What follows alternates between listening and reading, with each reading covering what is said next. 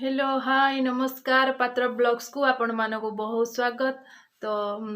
आज गोटे नुआ ब्लॉग आरंभ करवा। आज मो मन बहुत खुशी। आज गोटे बढ़िया काम करने मुझे जाऊँगी। आपण मैंने भी से काम करेंगे। तो चलतु देखा जीते बाहर की स्कूल जीव बोली पूरा रेडी बापा पूरा रेडी। मु भी पूरा जीवाई पूरा रेडी। मो बैग भी हेटी रेडी हो पूरा। तो चलतु आग को देखा कौन हो। मांडीबुनी उठने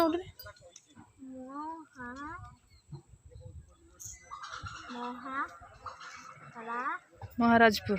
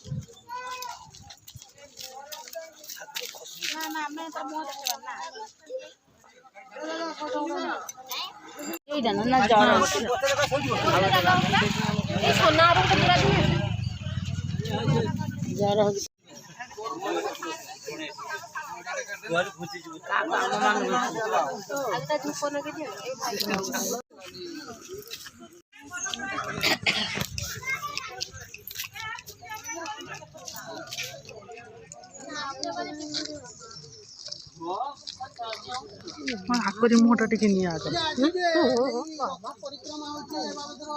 आपण तो निजे सरपंच अछंती पंचायत केमितिकार को प्रोसेस रो आपण हमर रथर कार्यक्रम विषय आगे पचारछु काहे कि रथ करछि मु से विषय टिके पदे कहू जे हमर माननीय मुख्यमंत्री श्री नवीन पट्टनायक आपण माने जानथिबे जे नवीन ओडिशा थार आरंभ करी आ विभिन्न प्रकार जो योजना करछंती एवं लक्ष लक्ष टंका जो मंदिर मालिनी ओडिशा को तैयारी करिया पे चाहिए से भारी जगन्नाथ प्रेमी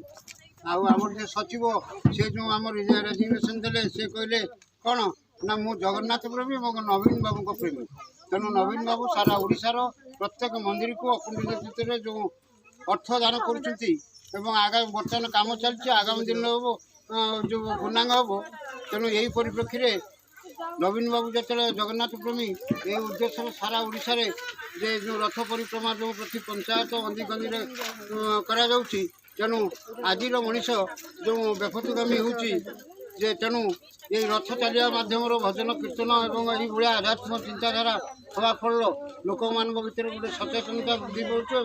आध्यात्मिक चिंताधारा लोक मन भितर क्रम क्रम जागृत होची। ये कार्यक्रम में बहु संख्यार